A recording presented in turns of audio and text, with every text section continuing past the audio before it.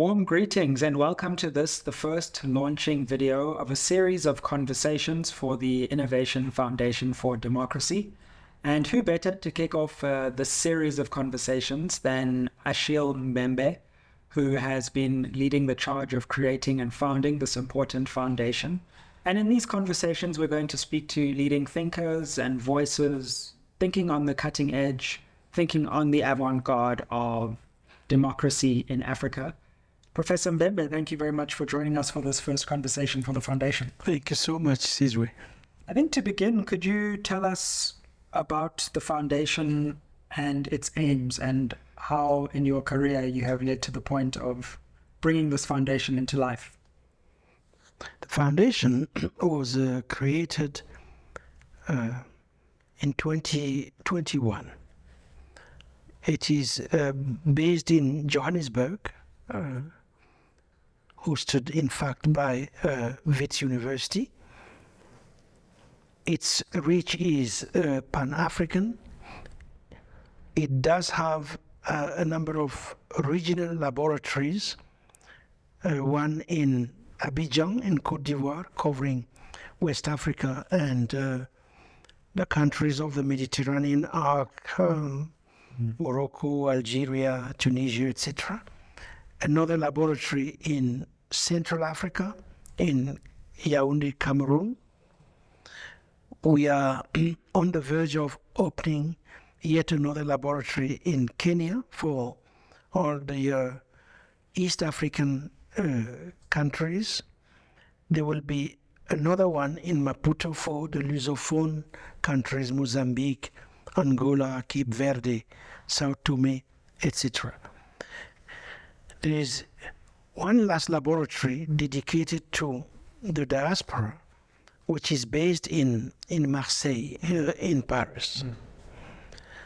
So the task of the foundation is to contribute to relaunch the democratic agenda in Africa.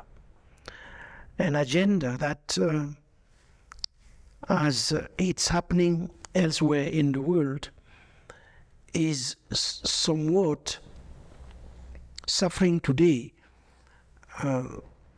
because of the crisis democracy is facing worldwide. Now, how do we hope to relaunch it? Through research, because there is still a lot to know about democratic experiments in the continent. There's still a lot to do in terms of developing an African expertise on those matters which are global by definition. The foundation is also involved in training, because there is a huge demand for new pedagogical tools, the aim of which is to equip those who are working in the field with the intellectual resources they need to advance the democratic cause.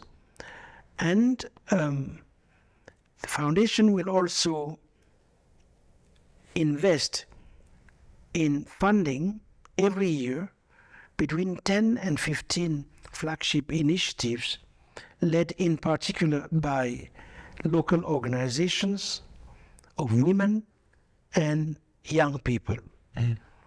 So that's what we have in mind. And we have begun to experiment with all of this, first in Francophone Africa, and very soon, as I said, in the rest of the continent. Indeed, and it's an exciting agenda. And I suppose part of what we're doing here with these conversations is really starting to have conversations at the heart of African democracy. And this is maybe one of the most important sets of conversations that we can have in the world right now as it pertains to democracy. This year is a fascinating year on the continent because there are, firstly, many elections happening in the world and many elections happening on the continent. to what extent do you think that this year is a key moment for democracy on the continent with these multiple elections happening at once? It's a key moment if we are able to use this opportunity to reflect a bit more on the phenomenon of elections. Why am I saying this? I'm saying this because since the 1990s and the return to multi-party politics in the continent, elections, which are supposed to be a key moment in the democratic process, elections have become a very important factor in spearheading conflicts in the continent. Of course, we have had a number of elections that were deemed to be free and fair and peaceful. But the majority of the elections in most countries have not. Instead, they have been bitterly contested. In the aftermath, many people have lost their lives, their property. They have left behind a lot of divisions within a number of countries. Divisions which have taken, at times, a very long time to heal.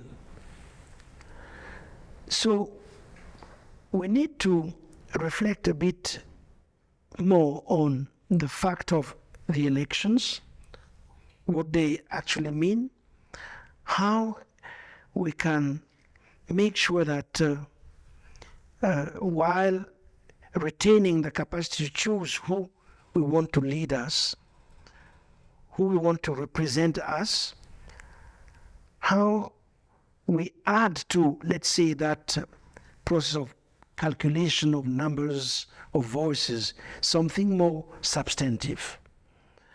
So if we manage to do that, then this will have been a crucial year in advancing the democratic cause in the continent. Obviously, democracy is a bit more than just elections. So what we try to do with the foundation is to begin reflecting on what substantive democracy could be. By substantive democracy, as opposed to procedural democracy, by substantive democracy, we mean a democracy that attends to the basic concerns of the people.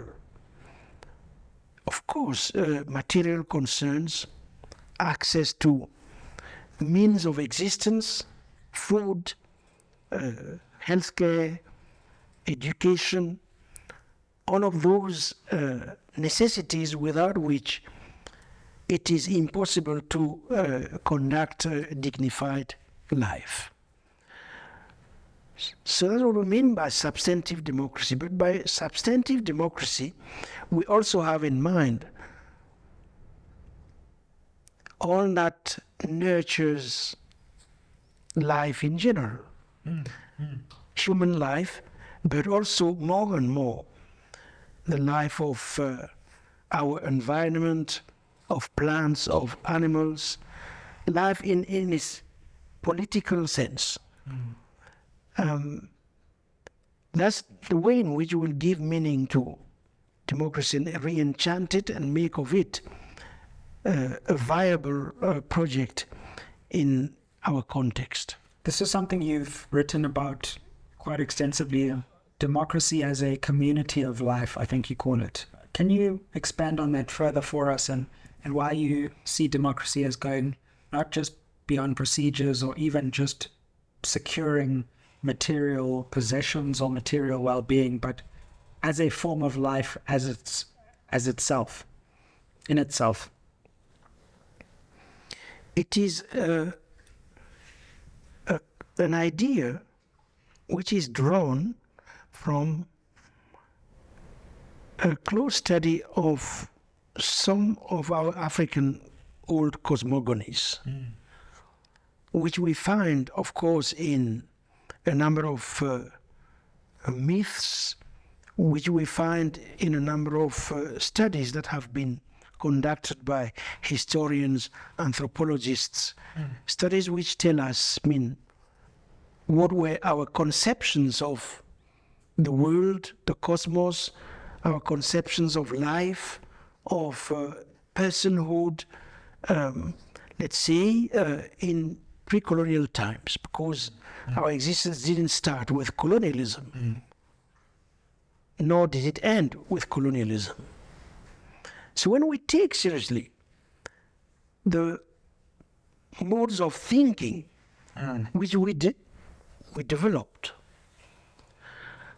we realize a number of things. First of all, the importance these modes of thought, these systems of thought, give to the question of life, what it means to be alive, how it is that we secure the conditions for life to be durable, to not automatically be exposed to the forces of death. There's a huge importance that is given to this problematic of life in our cosmogonies.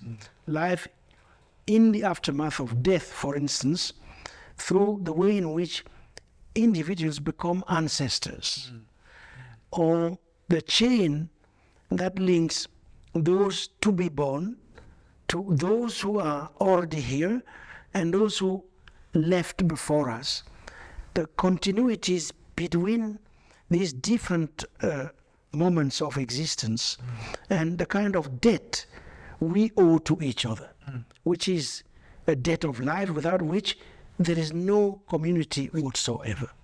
So what I'm saying is that, in fact, and in these times when the concept of democracy is in crisis, it is possible to reanimate it on the basis of our cosmogonies, and to come up with this idea of substantive democracy, which goes beyond just institutions and which addresses the question of meaning and the question of an ecology of relations and the continuity, of course, between forms of life, which addresses issues of ecology and climate change and so forth and so on. It's all of that, it seems to me, and that helps to imagine democracy as a common life. It seems to me this is a very important intellectual project in and of itself, and a practical project to challenge the prevailing myth that democracy was somehow imposed on Africa, that democracy is exogenous to Africa. And this is a way of erasing a deep history of, as you say, consultation, of interrelation, of creating forms of political community, which have always been part of African community, African tradition, whether during, before, and indeed after the colonial moment. Oh, absolutely. In fact, we have to rediscover that deep archive. And when we look into that deep archive, as I was just saying a moment ago, we realize the extent to which it gives a huge place to this question of life durability. We also realize the extent to which it tells us that for life to be durable, it has to be shared.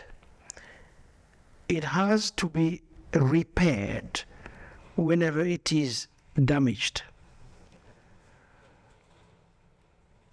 So the importance of questions of repair or reparation, if you want. It has to be taken care of and nourished. And for that, one needs a whole set of visible and invisible infrastructures which have as their key function to help every single individual to become a full person. It's a question of personhood as opposed to individuality. So it's a very rich, in fact, archive, which we need to reinterpret today in order to give texture to the institutions we create. And historically, that's from a purely anthropological point of view. Historically, it's not true that democracy, whatever form we envisage it, is exogenous to the continent.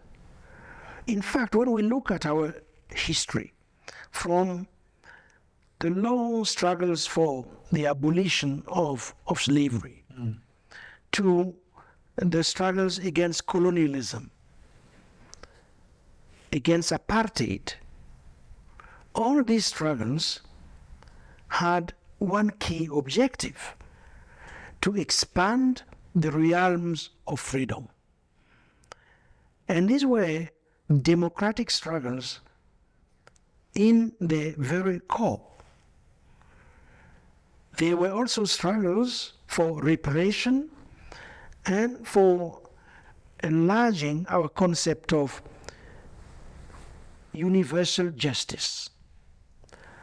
So we can find in our anthropological structures, as well as in our own history, countless evidence to show that, in fact, we have contributed tremendously to enriching the modern democratic concept.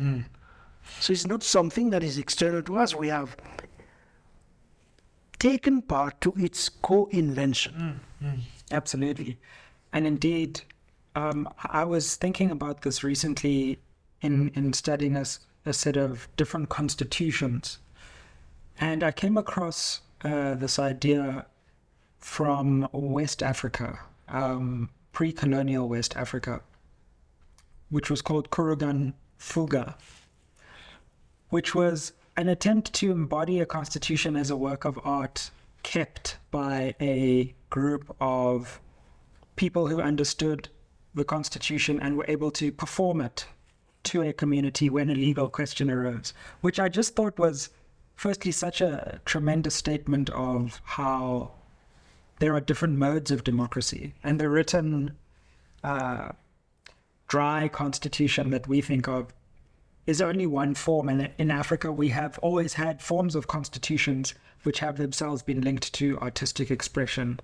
And I just thought that was an interesting example of what you're talking about. In the deep archive, the deeper we go, the more we find these forms of democracy that have always been part of African tradition and culture.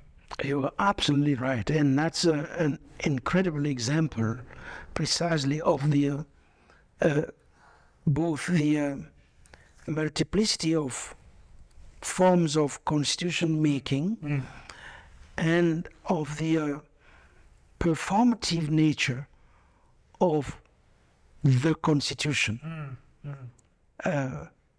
which is embodied.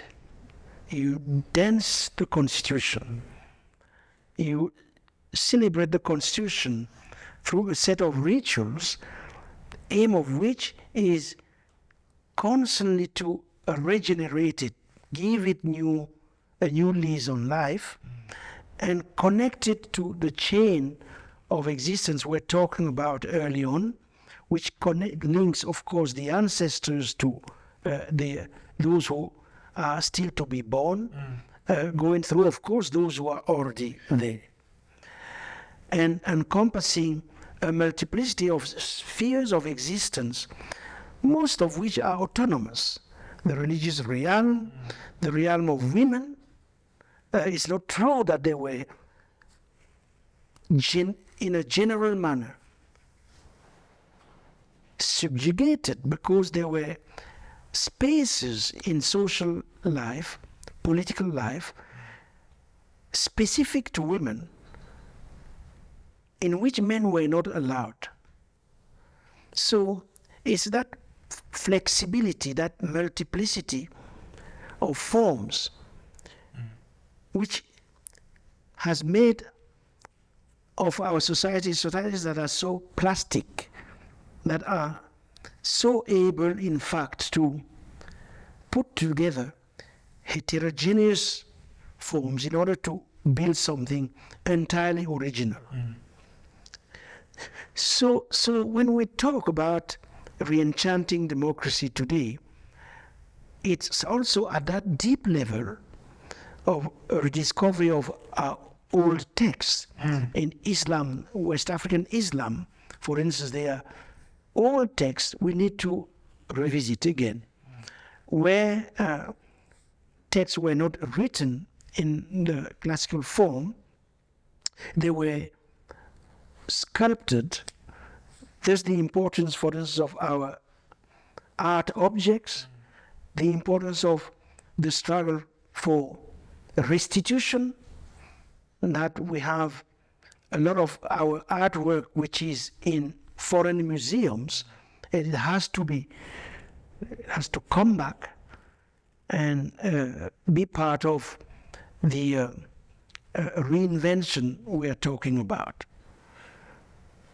Could I come back to more current questions? Because at the same time as the foundation was coming into being, we also witnessed what, I don't know if this is the right word, but what many have described as coups in the Sahel region. And I wonder what you make of that moment. Some have said that this is actually an interesting moment of possibly democratic revolution.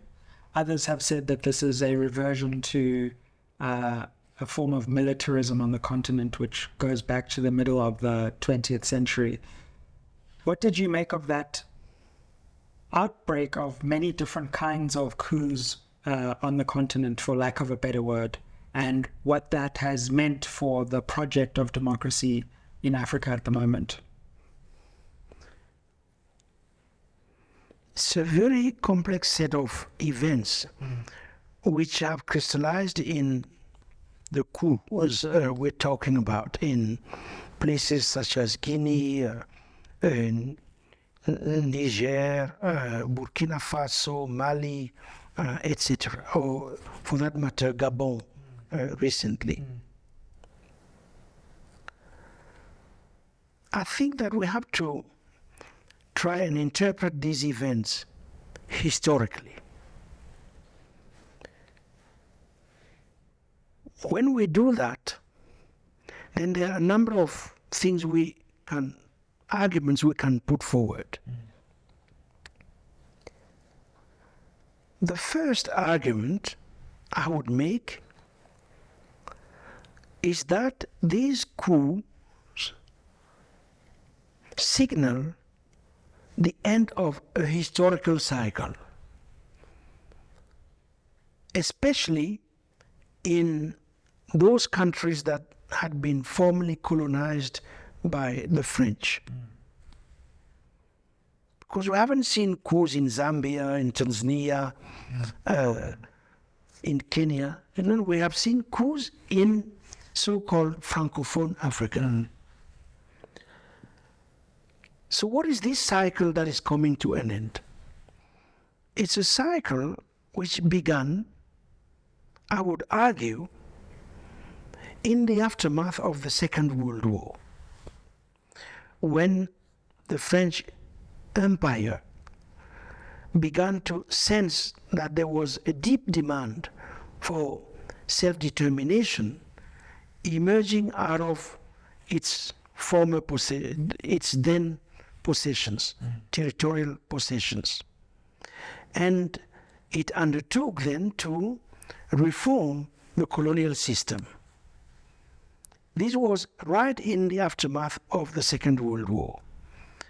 And this series of reforms culminated in 1960, in the 60s in general, with the appearance of a decolonization, meaning the formal granting of sovereignty to a class of politicians the French had appointed themselves, most of whom didn't emerge out of the popular social movements that were claiming for independence and self-determination.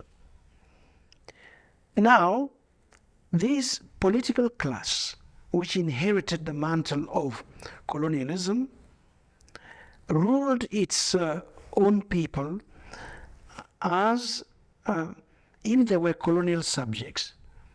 One-party systems, commandism, lack of any meaningful right, no concept of original equality between members of the same community, ethnic division, an equal redistribution of the resources, and so forth and so on. Now, what happens then is that these political systems entered into a terrible crisis in the mid-80s, early 90s, because of the huge debt they had contracted, especially with international financial institutions such as the World Bank and the IMF.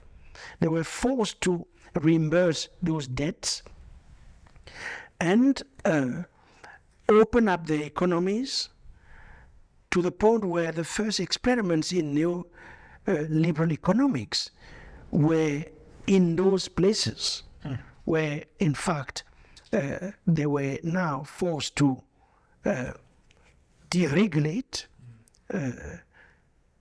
which led to an acceleration of extractive, predatory practices, and the deepening of social inequalities and the rebellion of especially young people.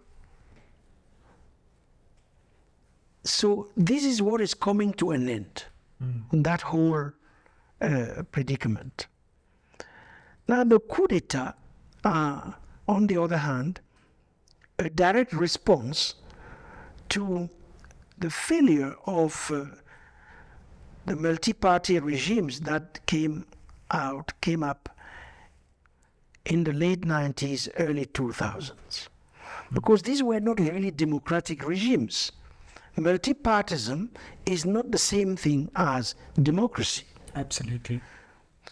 So this regime of many parties failed basically to respond to people's demands and expectations, and elections were stolen, rigged. No deep change could come out as a result of elections. So coup d'etat appear as the most direct way of changing, let's say, local regimes. In a context in which, of course, we have witnessed many forms of defiance, especially by young people, in relation to existing political systems, and a yearning, in fact, for a radical transformation, if necessary, through the means of violence. Indeed. Well, Professor Mbembe, we have touched on a series of questions, both about the foundation, about democracy, what it means, about its history on the continent, and some of the contemporary questions that the continent faces in terms of its democracy. And we will use these interventions to create a set of conversations with different voices around some of these themes. So we thank you very much for your time, and we look forward to furthering these conversations under the banner of the Foundation. Thank you so much, and thanks for making this possible. Indeed, thank you for joining us, and do subscribe, like, and share this content. We'll continue to offer various conversations on the state of African democracy under the banner of the Foundation. And let's grow this platform and this channel. It's also available on various podcast channels. Do like, share, and subscribe.